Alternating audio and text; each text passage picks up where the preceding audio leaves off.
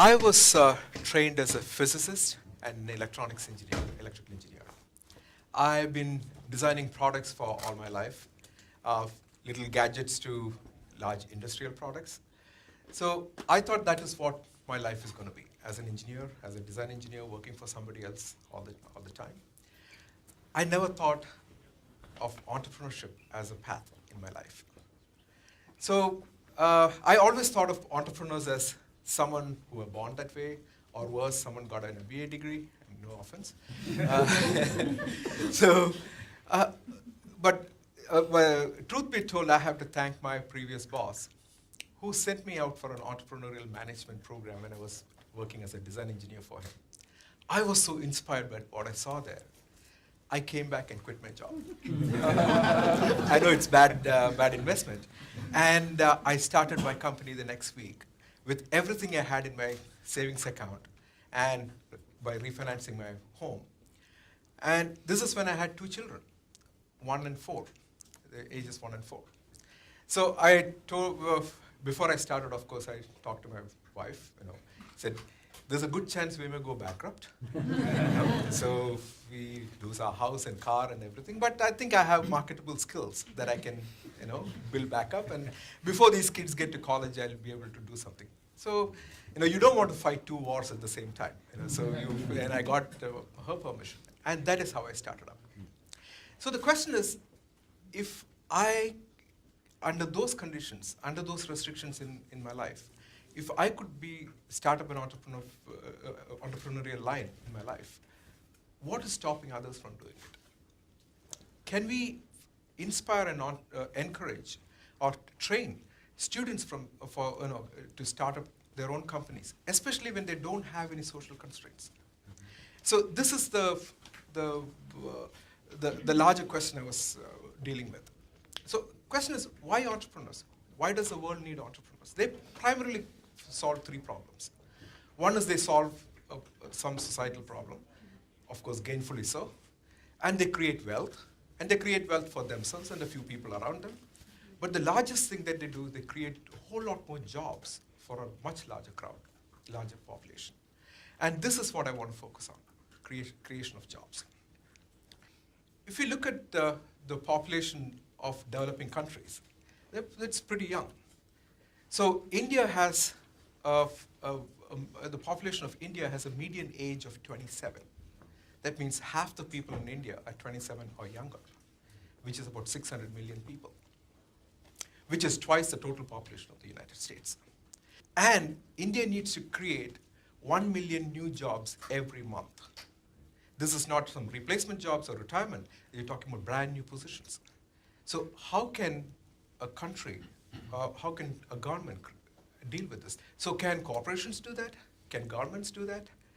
And if you look at the last few years of social unrest that we saw around the world, the key factor that actually triggered most of them is youth unemployment. And now who's going to create these jobs? Kauffman Foundation for Entrepreneurship, they came up with a report that said in the last several decades in the US, startups created almost all new jobs.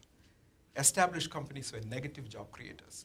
So every single year, almost every single year. So now that means India needs to depend on these startups and these entrepreneurs to create the 1 million jobs that they need every month. The age-old question is an entrepreneur born or made? And I was under the impression it was something different, till I got a feel for it. I got the confidence to take the next step. So the question is he born or made? She could be. And the next thing is, if an entrepreneur could be made, how do you do that? And these are the kind of questions I was dealing with for my thesis and my research at MIT. Now,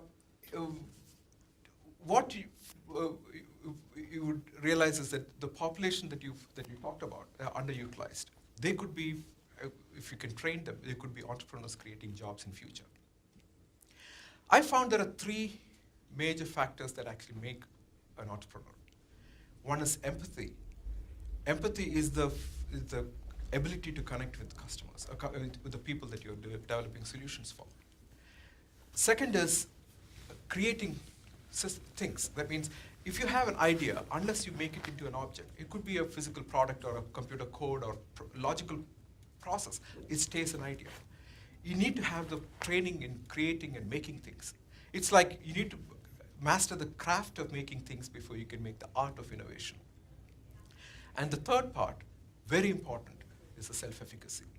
It is a confidence that you feel that doesn't matter what kind of challenge is thrown at you, you have the skills and tenacity and the strength to get over it, even though you don't know anything about it. And that is what actually gets an entrepreneur jump into a field that he doesn't have all the skills to take on, that he or she knows that they can actually deal with it as they go on. So my advisor asked me to sort of go to India and try an experiment. So I I created a curriculum and made a 7-week-long workshop, designed a workshop, went to India to a small engineering college, in a rural engineering college, Mar Basilius College in Trivandrum, and I taught for 2 months. So I started with teaching them how to go look for problems in the field, come back and ideate and evaluate the problem as an opportunity, see what kind of financial gain you get, what kind of social impact you can make, and can you create solutions for them? Can you fabricate products? Can you write a business strategy? Can you go present in front of people? And we did that about 3-4 times in 7 weeks. So at the end of the 7 weeks, they created 6 startups, and they converted the workshop that I was in into an entrepreneurship center themselves. This is where I met Nikki. When I saw her first, she came across as a very shy, reticent, and diffident person. She would not even interact with me, and she wouldn't make eye contact. And I was wondering, can she ever be an entrepreneur? And because that is the image that we have of an entrepreneur. This is when, at the end of the 7 weeks, she started her own company with a few of her classmates. And this is outside of an incubator in Kerala called Startup Village. Or Anurupa, she and her friends started this company to make a web-based stethoscope, because the theme for the workshop was medical devices or healthcare. So they all created solutions for medical problems. They created a web-based stethoscope. A doctor can hear miles away, that you can, and they created that. Or Vivek and his team created a very simple contraption that actually goes around a standard IV system that can very precisely manage the drops, milliliters per minute. It can be programmed, it tells you when the IV is over and such. Or Atul and his friends created a cell phone-based data management system. So in the small little hospital, they have tons of papers. Each doctor writing something, it's never automated. And they don't have the funds to create a large medical record system. So they created one with cell phones, with a cell phone-based scanner and cloud-based database system that could manage all the documents. Or Joshua and his friends made a tiny little boot that a neonate baby can wear. So if the baby goes through sleep apnea, it tickles the baby to wake up, because that is what actually causes SIDS, or sudden infant death syndrome. So you only have about 30-50 seconds, so you cannot keep track of it. So the device would tickle the baby to wake up. So the interesting thing is, these 50 students that I was working with, they transformed in 7 weeks. They transformed so much that when I look back, it affected me.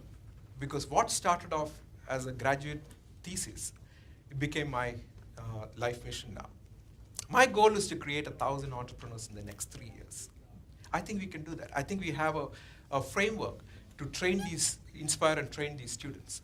If we can do that, we could create solutions for the problems that the nation faces. We could create a whole lot of employment, and maybe maybe avert the next social unrest that like we have seen in the past.